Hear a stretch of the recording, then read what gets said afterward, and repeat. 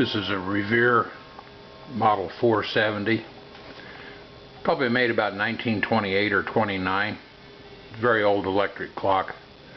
This clock originally had dual chimes, Westminster and Canterbury. Had to change the movement in it. It's still a old style movement in the clock, but it only plays the Westminster chimes now. I think I will be able to change over the Canterbury chime section there into the new unit, so I can have both chimes. Anyway, it's a real nice clock, and kind of a rare clock right now. Don't see many of them around. It's about a 20-inch wide clock.